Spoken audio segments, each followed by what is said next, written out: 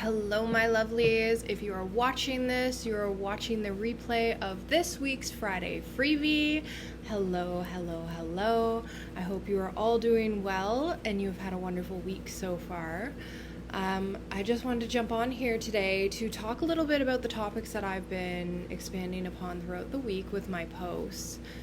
And one of the big things that I've been talking about, of course, is grief. So grief, loss, and heartbreak, these are topics that a lot of the time in our society we shove down.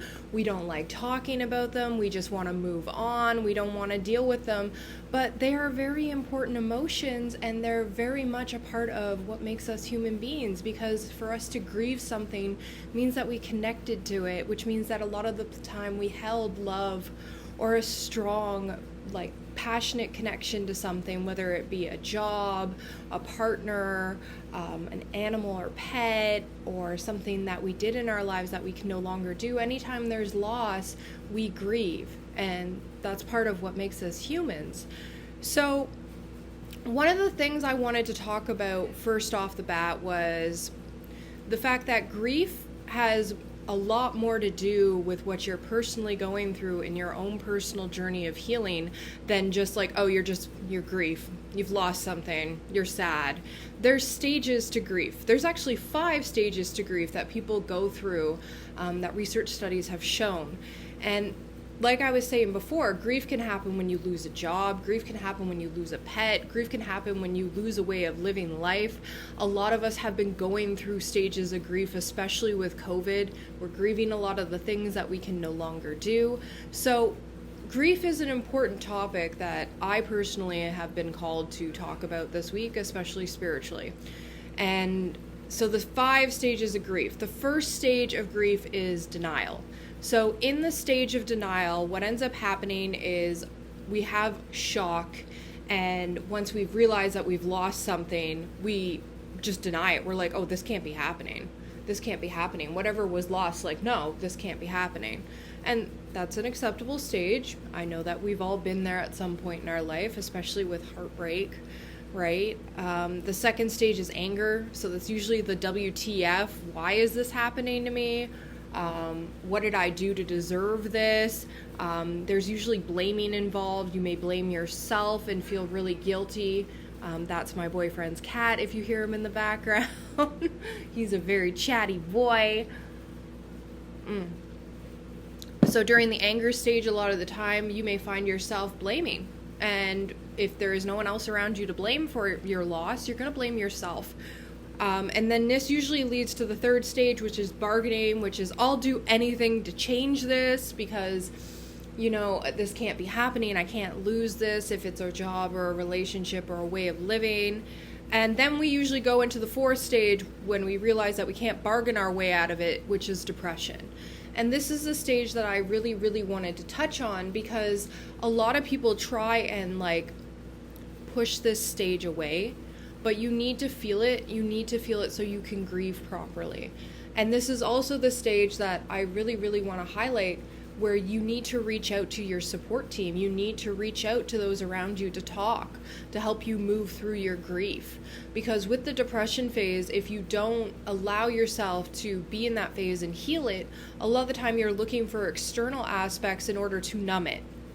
And one of the big ones that in our society that we see all the time is alcohol, which is a depressant. So you're depressed and you're pouring a depressant on the depressant, which doesn't help, especially when our society is like, oh, you just went through a breakup, let's go drinking. Okay, you're going to pour a depressant on a depressing thing. So in this phase, I also really think it's important to remember that, yes, you're going to feel sad, you're going to feel bad because you are grieving what was lost, and that's a natural human emotion for you. And then there's the 5th stage, which is the last stage, and that is acceptance, which means that you realize that there's a logical explanation for what happened, and you're accepting it in your life, and you're moving on.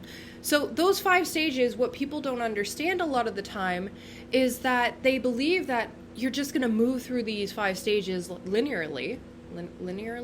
in a linear fashion.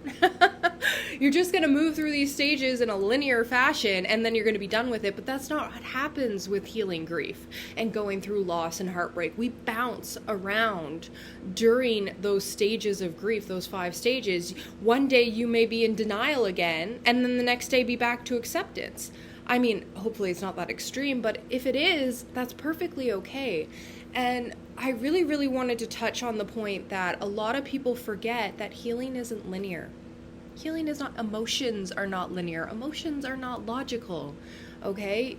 All you can do with emotions is hold space for yourself, let yourself feel them, provide appropriate coping mechanisms and self-soothing techniques, and move through them as opposed to repressing them. Because when we repress emotions, what ends up happening is they come up subconsciously and we end up, I'm sure you've heard this quote before, bleeding on people who didn't cut you.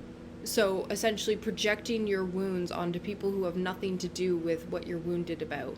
And projection is one of those things that I see a lot, especially with holistic coaching and even spiritually, when people have internalized wounds that they have not allowed themselves to feel. And grief, heartbreak, and loss are like the big ones I see all the time, like a repeating theme with people, especially in my line of work, that they're projecting on other people around them because they don't want to deal with what's going on inside.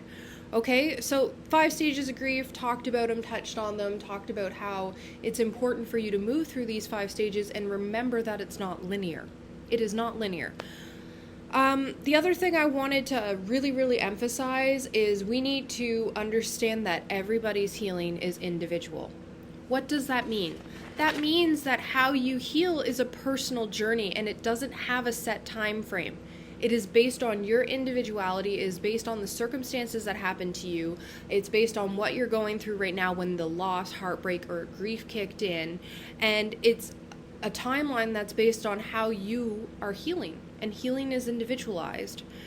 So don't allow yourself to feel pressured into speeding up your healing for your heartbreak, loss, or grief because people around you are like, oh, you're still not over that? No, I'm still not over that because I'm still healing from that, and that's perfectly fine. I'm on my 2nd cup of tea today. So my last point I wanted to talk about is, okay, so you're going through a loss, you're going through a heartbreak, you're grieving, you're feeling all these feelings of grief, and you're kind of struggling. What can you do resource-wise to help yourself move through this? So the first thing that I always tell people if they're going through a heartbreak, grief, or loss is counseling and mental health services. Why? Because you are internalizing something and trying to deal with something that is very emotionally heavy and is a very big strain on your mental health. And mental health professionals and counselors, social workers have amazing tools that can help you move through your grief, loss, and heartbreak, as well as provide you with an outlet to talk to someone who's outside of the situation to help you maybe understand things that you can't see, because a lot of the time, if there are people involved in our heartbreak, loss, and grief, they have their own opinions. So a mental health professional provides you with a way of having a third-party perspective that gives you a lot more insight than you would have gotten if you just went to, let's say, a friend or a family member. Okay? The physical movement of emotions is really important. Now, you may not know this, but we actually store trauma in our bodies. Crazy, right? If you haven't read the book, The Body Keeps Score, I highly recommend it. It is an amazing book. I'll actually put it in the comments so that you can reference it. And it talks about how the human body hangs on to trauma, and we actually physically feel it as well. So one of the things that you can do is move through your emotions, like physically move, exercise, do yoga, physical stretching, anything that physically moves your body helps to physically release the pain and suffering that you may be holding on to and to help you move through it, right? So that's amazing as well. Hold space for yourself and be gentle with yourself. This is a really important point, especially when it comes to holistically healing yourself. Understanding that there are going to be different dimensions to what you're going through with your grief, loss, and heartbreak, and every phase of them is beautiful because it's part of your healing journey. And I know it feels shitty at the moment. I know that, honey. I know it, but a lot of the time what ends up happening is when we get to the acceptance phase and we move forward, we've learned so much about ourselves and we've learned so much about the experience that a lot of the time it can actually provide us with more insight, okay, into who we are as individuals, into appreciating the experience if it was a loss of something in our lives, and how that experience possibly improved or maybe fed us a bit more motivation to move towards something else in our lives. And you can actually begin using what you went through in your loss, heartbreak, and grief as sort of like a catalyst for helping you in your self-development. And I know that sounds like, what? You're telling me these horrible feelings I'm feeling right now, Sam, are going to be used later on for my self-development? How is that possible? Because emotions fuel passion. Emotions fuel motivation. Emotions fuel self-change and self-development, right? So you can see that connection there. Don't be afraid to use your support group is a big one. And when I talk about support group, I'm talking about family, friends, those people you lean on in hard times. Don't be afraid to reach out. And understand too that like you have to have different individuals that you can sort of lean on during this time, because not one person is going to be able to provide you with this all the support you need. That's why it's important to have multiple individuals within your support group, including, like I said before, mental health professionals, because this will help you getting the support you need to help you move through those 5 stages of grief. And spiritually as well, do not be afraid if you have lost something to create a physical sort of like ceremony for yourself to release that loss. And when I talk about physical ceremonies, that could be an altar space. If you've lost somebody and you've had someone die and you're grieving them, you can create an altar space, create an ancestor's altar, put pictures of them up, light a candle, pray to them, those sorts of things. That can be really assistive in helping us sort of have a physical way of dealing with the subconscious grief that we're going through, and helping us to sort of come to terms with, grieving in a physical manner. I personally have an altar where all my past loved ones, including my biological father, is present, and I work on my altar daily to help me move through grief and to help me deal with the people I've lost in my life. And there's nothing wrong with that. It's a beautiful practice. Prayer is another thing that I really find really assistive, and meditation for helping us deal with loss, heartbreak, and grief. Breathing exercises is another great one, focusing on our breath whenever you have hard emotions come up, because like I was saying before, our body physically reacts to our emotional situations, and our bodies can actually store physical trauma. Using breath work as sort of like a catalyst to help us move through whatever we're feeling can be really assistive whenever we're going through hard times, especially in the phases of grief like anger and depression. If you're really, really stuck in those stages, I really highly recommend using breath work to help you move through that. And if you need any suggestions, don't be afraid to DM me. I will hook you up happily. The other thing that I find really helpful for loss, grief, and heartbreak is I call it a letter ceremony. So I write a letter to whatever was lost and how I feel about it, and then usually on a full moon, because that's a time of spiritual release and letting go of things that no longer serve us and coming to terms and healing so that we can move forward into our next phase of our lives. I actually go outside, I read my letter out to Source and the spirits that I work with, asking for their assistance and letting me let go of whatever it is that I may be grieving or have lost or I'm heartbroken about. And then I get my fireproof bowl and I burn the letter and release physically, because that's what ritual is, very much a connection from the conscious to the subconscious. So whatever you're struggling with subconsciously, you're bringing it forward into the physical for you to consciously deal with. So when you burn the letter, you are consciously releasing. You watch the smoke go up, you're releasing whatever it is that you've been hanging on to that you don't want to carry anymore. So it's a very beautiful ritual that I always talk about doing, especially when you're in need of a physical release during the stages of grief. And my final note about the stages of grief and heartbreak and loss is to understand you will fluctuate during your healing journey. You will have good days, you will have bad days, but know that all days are part of your personal healing journey, and to be gentle with yourself every step of the way. Like, remove the expectation that you should be healed or you should be somewhere in your grieving process, because there are no expectations or time frames, because it is your personal journey. All right. And that's pretty much all I wanted to cover this week for this Friday freebie. Also, how do you like the art behind me? This is my boyfriend's art. I think it's very cool.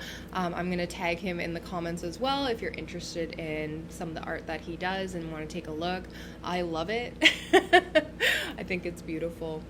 And yeah, that was another thing. Oh, I did have one more point. There was a point with his art, is that use artistic and creative outlets to help you move and process your grief, heartbreak, and loss as well. That includes writing, creating art pieces, possibly writing poetry. Dance is a really beautiful one because that connects our creative outlet with doing something physical and moving our bodies as well. So expressive dance is beautiful too. And yeah, don't be afraid to get things out on paper, maybe get some paint and just, create art from your loss. Because one of the most beautiful things that you find is whenever you hear music too, if you create music, the most impactful music is the ones that cause us to feel into our heart space. Just think about that. So you can really utilize heartbreak, loss, and grief for creative outlets to help you not only help yourself move through your phases, but to possibly help others. So yeah, that's all I have for this week. I hope that you have a wonderful, wonderful weekend.